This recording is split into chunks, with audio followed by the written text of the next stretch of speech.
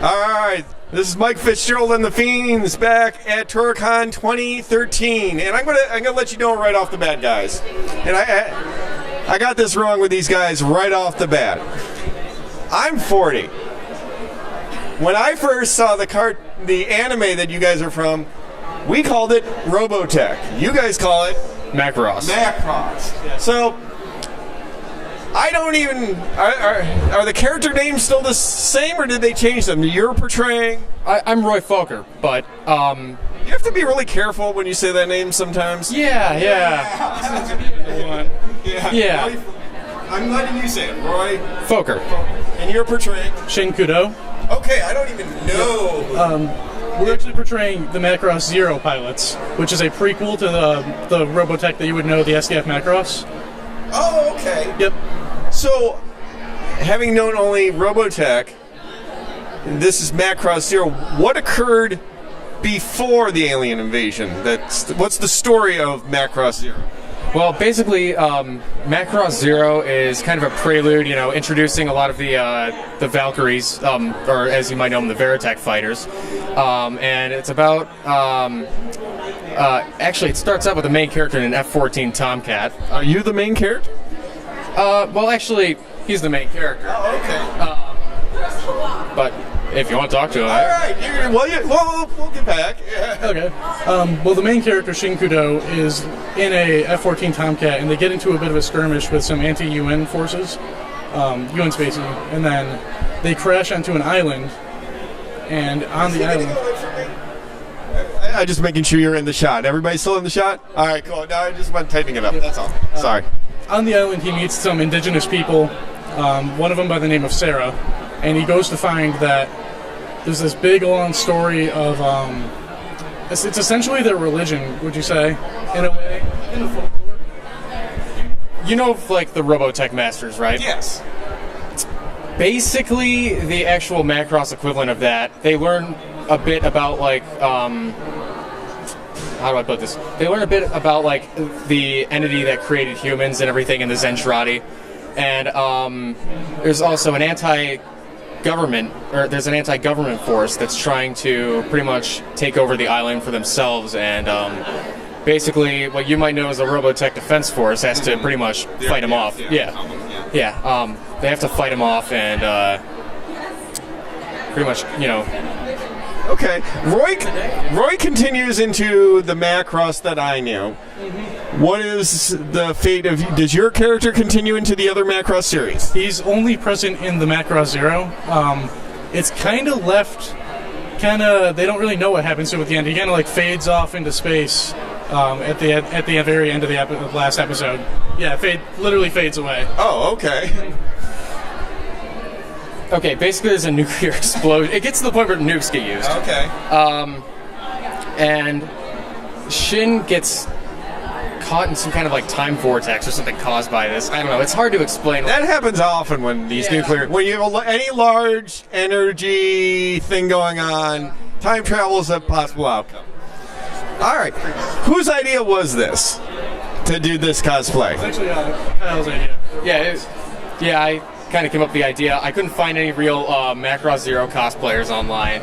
I thought it might be cool to do, and here we are. All right. So I mean, did you both make your costumes individually? Did you work together, or? Kyle did most of the work on the artwork. I'm not very artistic when it comes to this kind of stuff. I got all the supplies and all that around, and the flight suits are actually military surplus. And you found those? They were given to you by your dad. Yeah, my father collected some military earlier on when he was in the Air Force, and he just kind of gave it all to me because he didn't really have a use for it after he got out. So we just kind of modified some of it, added the shoulder pads and the crazy helmets here. And the helmets are cool. Can they see the helmets well enough? Yeah. Cool. All right. So I assume was the helmets the biggest challenge? Not exactly. I would think the biggest challenge was just trying to divide up the stuff that we had to get among us, because we basically started out with one complete flight suit. So we had to pick up a few items for the others. Like, he's wearing the vest that I have, and I'm wearing some of like the suspension gear. So, we just had to kind of make something that worked for both of us, not break the bank. You know what I mean? No, it worked out well. Thank you. Cool. So, why? I mean, you're both fans of the series, correct? Definitely. Why did you choose? I mean, I know he's the lead character in this series, but why did you choose to portray him? I chose to portray Shin Kudo because brown hair. I don't have to buy a wig or anything, and I kind of sort of look like him in a way, without my glasses on, of course. But I could look a lot like. Glasses for a sec, so we can see. All right. You're not Asian though. Okay. Neither is Shin. He doesn't really appear to be, but he is. He doesn't think. Oh, okay. And we figured brown hair would work for me. Roy is. Does the character appeal to you though? Yes. Not just okay. What qualities of Shin Shin. Yes. appeals to you? He's very curious about the island and all that, and he tries to learn as much as he can from the girl Sarah that he meets. And I feel like I would probably do the same thing if I crash landed there.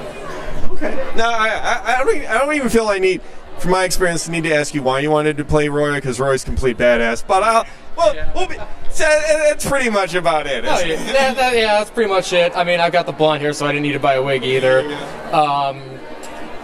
Yeah, for the most part, he's just really hardcore and awesome, you can't go wrong with Roy. I'm sure your character's fine too. I've just never seen it, but from childhood, Oh, yeah. Rick was fine and all, but Roy was the guy, Him and Max. Yeah. Max, Max is amazing. All right, so did you? It's been so long. Dude, when they go take off, anything that they say? Not necessarily. No, they don't have any kind of. They kind of just get told to do something and they do it. Any popular lines? Any lines you like? What? Oh, yeah. Let's hear you. All right. I fly better when I've had a few. You got one? I don't think Shin really has anything that he would say. Nah. He's the quiet, introspective type. He kind of just does whatever Roy tells him to do. Well, because Roy's a badass, of course. Yeah, Roy's the mentor. He was also the older brother figure to Rick. So he's that supportive character. All right. Well, thank you guys very much. Enjoy Con, and thank you for continuing to keep Earth safe for us.